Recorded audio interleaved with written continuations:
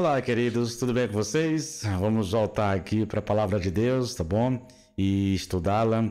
Nós estamos estudando aqui os versículos 4 e 5 de Romanos e a gente vem tratando de um assunto que eu considero assim muito urgente mesmo e de uma importância suprema para a vida, tá? A ideia de que aquilo que foi destinado a produzir bênção, dependendo da nossa reação a ele, pode gerar maldição. Sim, é verdade. A bondade de Deus, o amor de Deus, a longanimidade de Deus, a paciência de Deus tem um propósito, diz Paulo. E o propósito é nos levar ao arrependimento, nos conduzir ao arrependimento e à salvação. Deus é paciente com os nossos pecados, Ele é tolerante, Ele permite que você viva na prática do pecado por muito tempo, dando a você tempo para se arrepender do seu pecado. E aí, nesse tempo, querido, o Senhor vai permitir que você ouça a sua palavra, o Senhor vai permitir que você escute, que você leia,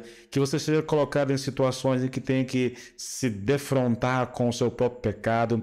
Tudo isso é Deus agindo no intuito de levar você ao arrependimento, na intenção de que você reconheça a sua situação, se arrependa dos seus pecados e se volte para Deus. Tudo isso é uma manifestação do amor de Deus. Ele é paciente, Ele é tolerante, Ele espera. Mas se a nossa atitude a essa bondade e esse amor de Deus não corresponde àquilo que se espera de nós, então o efeito produzido será o contrário daquilo que era buscado. Ao invés de arrependimento, nosso coração é endurecido. Olha novamente o texto, veja o texto mais uma vez. Ou desprezas a riqueza da sua bondade e tolerância e longanimidade, ignorando que a bondade de Deus é que te conduz ao arrependimento? Contudo, por causa da sua teimosia e do seu coração obstinado, esse é o problema do homem, sabe? Ele rejeita o amor de Deus. Ele escarnece da paciência de Deus. Ele interpreta mal a longanimidade de Deus. Então, por causa do coração obstinado, ele vê essas manifestações de Deus como se Deus não estivesse se importando, como se isso não tivesse nenhuma consequência. Mas olha o que o texto diz. Contudo, por causa da sua teimosia e do seu coração obstinado, você está acumulando ira contra si mesmo para o dia da ira de Deus, quando se revelará o seu justo julgamento. Veja aqui, querido, que a consequência apontada pelo apóstolo aqui, olha, observe isso, tá? O entendimento equivocado da bondade e do amor de Deus gera um coração duro e obstinado. E essa dureza de coração, ela está produzindo aqui uma espécie de acúmulo da ira de Deus. É isso que Paulo está dizendo.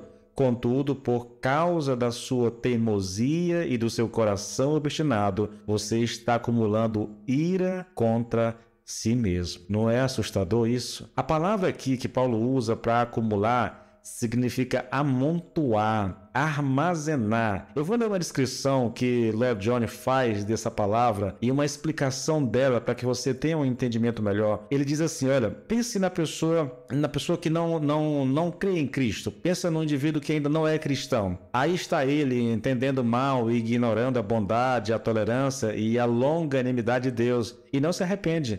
Apenas faz uso disso, da bondade, da longanimidade, para os seus fins pessoais. O que é que esse indivíduo está fazendo? Bem, ele está armazenando algo para si próprio.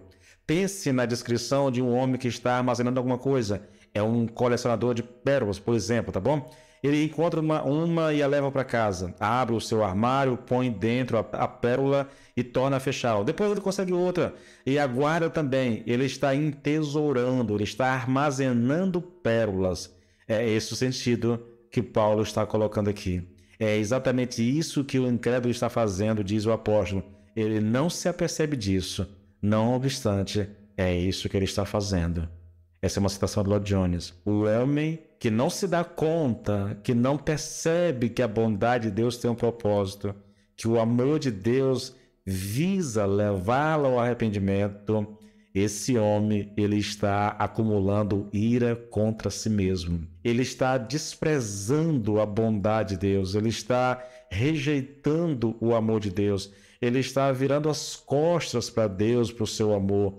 E por causa disso, ele está acumulando ira contra si mesmo. É um coração obstinado, é um coração endurecido que acumula contra si mesmo a ira de Deus. Ele está acumulando a ira de Deus, é o que o texto diz. Mas para quê? O texto também responde: para o dia da ira e do juízo de Deus.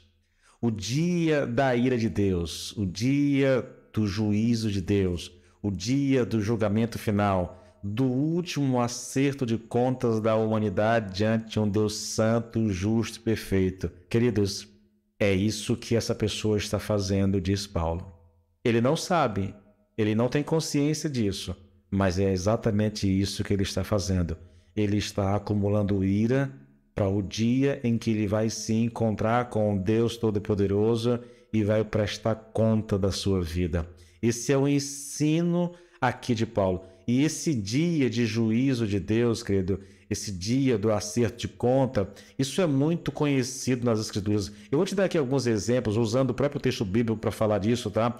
Para que você tenha consciência de que não é um ensino isolado, de que não é uma coisa, não é uma ideia humana, não é uma coisa que o homem concebeu e escreveu. Isso vem de Deus. Olha só, em Atos 17:30 diz assim: no passado, Deus não levou em conta a ignorância das pessoas acerca dessas coisas. Está falando aqui da idolatria, tá?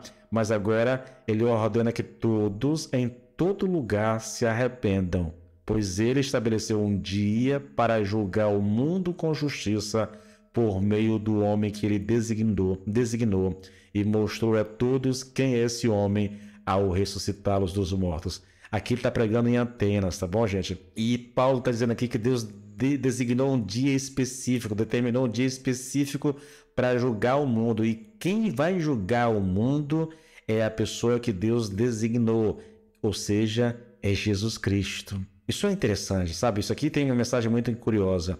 Na primeira vinda de Jesus a esse mundo, ele veio como o Cordeiro de Deus que tira o pecado do mundo. Ele nasceu numa manjedoura, em fragilidade, ele morreu pregado no madeiro como um bandido. A primeira vinda foi, ele veio para nos salvar, ele veio para morrer em nosso lugar, então ele veio em fragilidade humana. Quando ele voltar uma segunda vez, ele voltará para julgar esse mundo. E ele não virá mais como uma criança indefesa que nasceu numa manjedoura, mas ele virá como o justo juiz de toda a terra, queridos.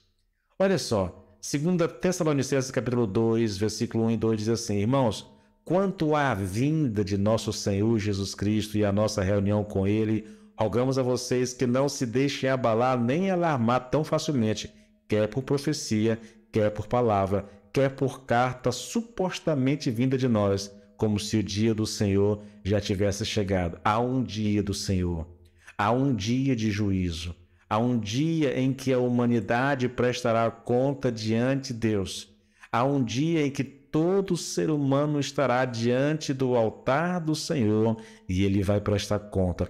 E aí, querido, nesse dia, toda essa rejeição nossa, todo esse desprezo nosso pela bondade, pelo amor de Deus, isso vai ser colocado na balança e nós seremos julgados pelo Senhor. Eu gostaria muito que você entendesse isso, porque essa é uma mensagem muito repetida nas Escrituras Sagradas.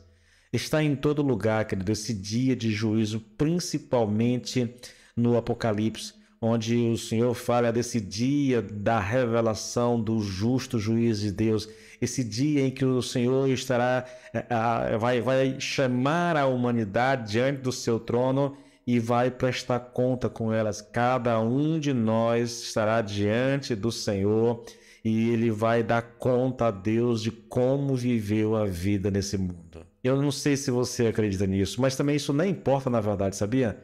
Porque o fato é que esse dia vai vir. Isso vai acontecer, quer você creia, quer você não creia. Isso vai acontecer porque foi Deus quem estabeleceu, foi Deus quem designou. A grande questão, querido, aqui é a seguinte: quando você estiver diante de Deus, o que você dirá a Ele? Qual vai ser a sua escapatória diante de Deus? Eu só posso te adiantar uma coisa: se você não tiver aceitado a Jesus Cristo como teu Senhor e teu Salvador, você estará perdido. Eu deixo contigo essa reflexão, tá bom?